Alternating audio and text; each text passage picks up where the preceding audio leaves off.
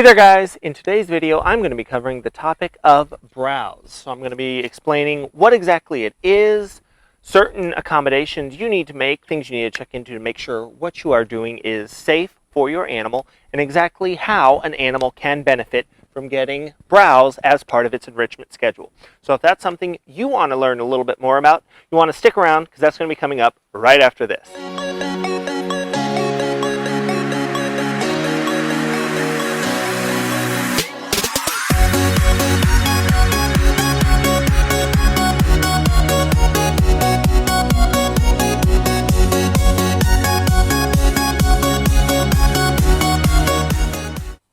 Hey there guys, this is Jack over at Hi Redbird, where I am tirelessly working to find new ways to make the keeping of exotic animals and pets more exciting, more affordable, and ultimately more enjoyable. And in today's video, I wanted to go ahead and cover the topic of browse.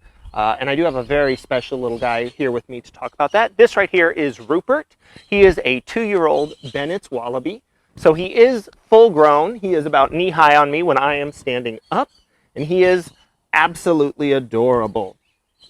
Now, Roopert right here, as a wallaby, is a macropod. That means he's a marsupial that's going to be in the same family as kangaroos, just obviously much, much smaller. These guys are herbivores, so they are going to benefit from having a variety of different plant sources in their diet. Now, one thing you'll notice about the yard where Roopert is, for Roopert, I utilize what is called a dry lot husbandry approach. That means that there are no grasses or plants growing directly in his yard. The reason you do that is because it gives you the opportunity to completely clean the yard every single day. You don't run the risk of things like parasites, which eggs might be found on plants that he is getting, especially if he is constantly going to the bathroom on them. It increases the risk of him contracting all manner of parasites. And obviously that is something to avoid. So I can provide him things like hay, I can provide him pelleted diet, I can provide him chopped produce. But an animal like this is a grazing animal, so he's definitely going to benefit from having some plants that come from clean sources that we can give him so that he can act on those natural behaviors.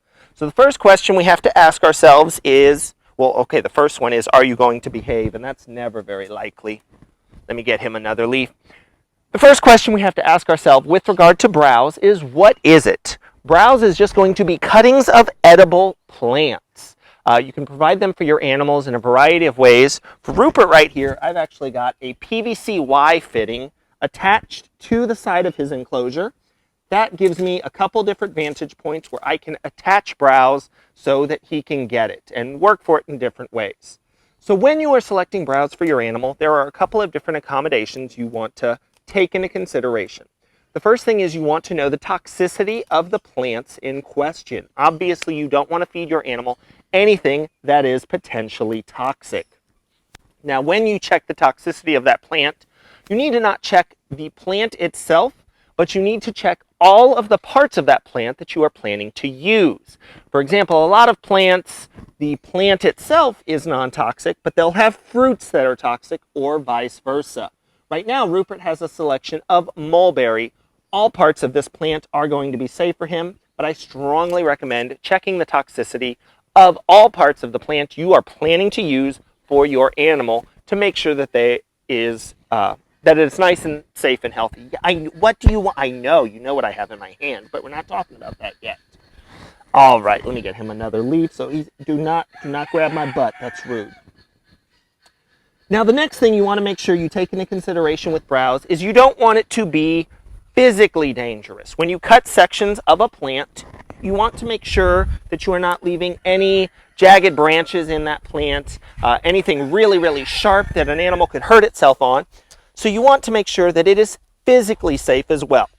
And the final thing you want to take into consideration with a selection of browse, you want to make sure that it is not coming from a plant that has been treated with pesticides or insecticides, because that toxicity could be carried on to your animal.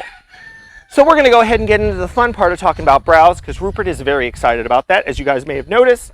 So one thing I have in my hand right now, I have some apple slices. I've cored these apple slices because it gives me a thin little wedge that I can put directly on these branches. And then that gives me the opportunity to just hide food inside the branches. Of course, now that it's on the branch and not in my hand, he's not as interested in it. Of course. So you can use browse like this as a foraging opportunity. You can hide bits of food. Things like grapes, banana slices, apple slices are all going to do really well on something like this. Now you will notice some of these pieces I am putting up higher than others. A lot of these pieces are taller even than Roopert is. Now Roopert does have the opportunity. He can stand up, he can stretch a little bit when he wants to,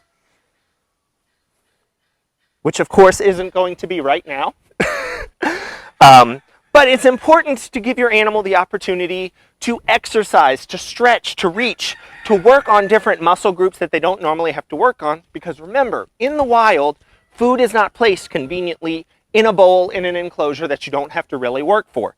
Animals are used to having to work for their food. So go ahead, use things like that to encourage your animal to find its own food and to work a little bit harder for it. Now you'll also notice having this on the side of this enclosure, if I did many more browse holders like that, this could serve as a visual barrier. Roopert here as a prey animal can be a little bit skittish. So by using browse as a visual barrier, that can help make him feel a little bit more at ease and a little more comfortable in his environment. Now of course, browse can also be a form of dietary enrichment. An animal like Roopert here does benefit from getting edible plants that he can work through. Now some things like parrots, yeah, they might eat it, or they might just enjoy really shredding it to pieces and giving you an absolute mess to clean up and take care of, and that's all well and good. Also, so by providing browse for your animals, you can enrich them in a variety of different ways. Now if you have plants like this growing in your yard and you make sure that they are safe for your animal, they are trimmed in a way that is safe for your animal, and they are not treated with any insecticides, pesticides, anything that could have some secondary toxicity for your animal. That means you can have enrichment items for your animal that you can present at a relatively low cost. I mean, obviously you have to buy the tree and first put it in your yard, but you can get branches off of it for the entire life of that tree. So this right here is a wonderful way that you can provide a lot of quality enrichment for your animals. It is a natural source of enrichment because after all, the cockatoo over there is very jealous that he is not getting browse right now. He'll be getting some in just a little bit. Now, when you provide things like this, it's a natural form of enrichment because remember, there are trees and plants in the wild. So this is what our animals are used to interacting with. So it's a great natural form of enrichment. It is low cost and it is enormously beneficial. So I am going to go ahead, I'm going to leave Roopert with this. I hope that got you guys thinking about the different ways that you can provide browse for your animals and all of the benefits you can get from that. So I do want to thank you guys for watching this video. If you enjoyed this video, make sure you give it a thumbs up. Subscribe to the channel if you want to see more content like this. And I do, as always, thank you guys for watching these videos, but I got to go ahead and head out because I've got some more cages to clean. So I'll see you guys next time. All right, thanks. Bye.